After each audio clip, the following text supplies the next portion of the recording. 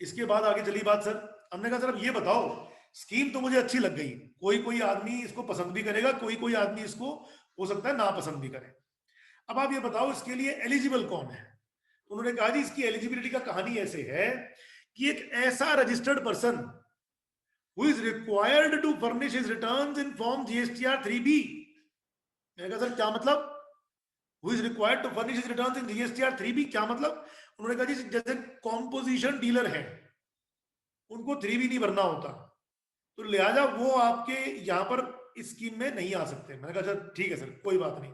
तो जिस व्यक्ति की जीएसटीआर 3B में रिटर्न जाया करती थी वही आदमी इस रिटर्न में आने के लिए एलिजिबल है। एंड पहली कंडीशन है कि उसके लिए रिटर्न जो प्रिस्क्राइब्ड है वो जीएसटीआर 3B है और उसका एग्रीगेट टर्नओवर 5 करोड़ रुपए से कम है। कब? प्रीसीडिंग फाइनेंशियल ईयर में। आज जो फाइनेंशियल ईयर चल रहा है फाइनेंशियल ईयर 2021, इसका प्रीसीडिंग फाइनेंशियल ईयर हुआ फाइनेंशियल ईयर 1920। तो क्यूआरएमपी में आने के लिए ये देखा जाएगा कि आज मैं एलिजिबल हूं या नहीं हूं। मेरी रिटर्न्स जो मैंने दाखिल करी थी 1920 में उसके मुताबिक अगर मेरा टर्नओवर 5 करोड़ रुपए से कम है, 1920 का टर्नओवर, जैसे हम टीडीएस में देखते हैं सर पिछले साल का टर्नओवर, बिल्कुल उसी तरह से यहां क्यूआरएमपी के लिए पिछले साल का टर्नओवर देखना है कि वो 5 करोड़ से कम है तो मैं क्यूआरएमपी के लिए एलिजिबल हूं और मेरे लिए जो एप्लीकेबल रिटर्न है वो जीएसटीआर 3B होनी चाहिए। ने कहा ठीक है सर, आगे बोलो और क्या है। उन्होंने कहा जी इसके अलावा एलिजिबल होने के लिए पहली दो कंडीशन क्या लगाई कि पिछले साल में टर्नओवर 5 करोड़ से कम होना चाहिए, आपके ऊपर एप्लीकेबल रिटर्न जीएसटीआर 3B होनी चाहिए, और जिस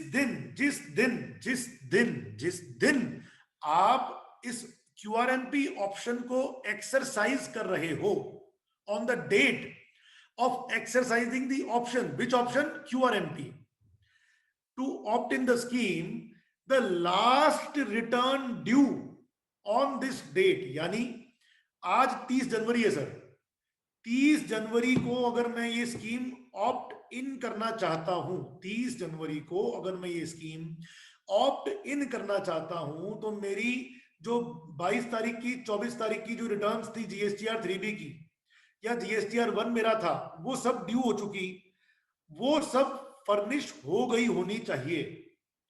अगर मेरी पुरानी रिटर्न कोई भी पेंडिंग है तो मैं क्यूआरएमपी में नहीं आ पाऊंगा,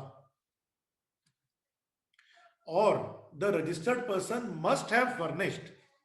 यहां तक की कंडीशन बिल्कुल सेपरेट है सर।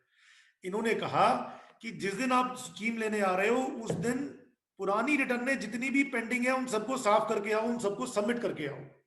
इसके अलावा अगली कंडीशन क्या है वो देखिए, the registered person must have furnished the return for a complete tax period preceding such month.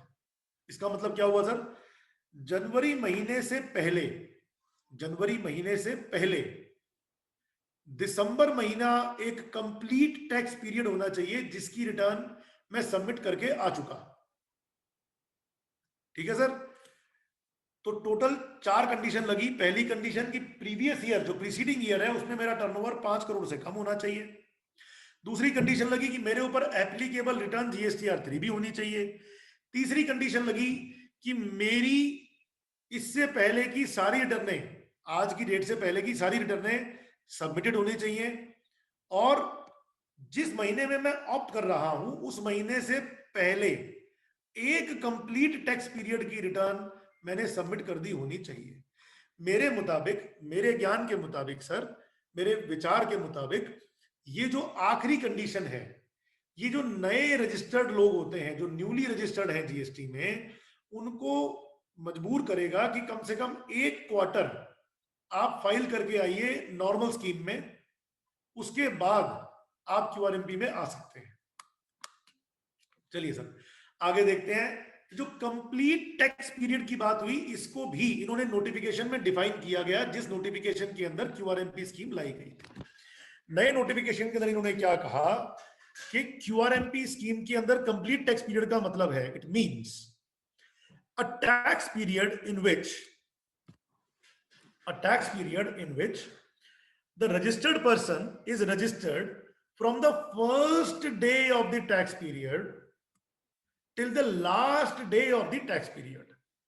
अब क्योंकि ये कहते हैं कि ये टैक्स पीरियड जिसके अंदर आप अपनी रिटर्न दाखिल करने जा रहे हो, जो जनवरी से पहले का पीरियड था, उसके पहले दिन से आखिरी दिन तक आप रजिस्टर्ड होने चाहिए हो। अगर आप मंथली डीलर भी होते हो और दिसंबर में आपका रजिस्ट्रेशन हुआ, तो दिसंबर की पहली तारीख को आप रजिस्टर्ड नहीं थे। दैट इज वाई जो चौथी कंडीशन है, मेरे हिसाब से चौथी कंडीशन जो है वो एक नए रजिस्ट्रेंट को, एक न्यूली रजिस्टर्ड आदमी को क्यूआरएमपी में आने से रोकती है, उसे मजबूर करती है कि कम से कम एक पीरियड आप नॉर्मल स्कीम में बिता के आओ, उसके बाद क्यूआरएमपी में आना। अगर इसके ऊपर सरकार बाद में कोई क्लैरिफिकेशन दे दे कि नया एक न्यूली रजिस्टर्ड आदमी कैसे क्यूआरएमपी में आ सकता है, तो वो बात की बात है।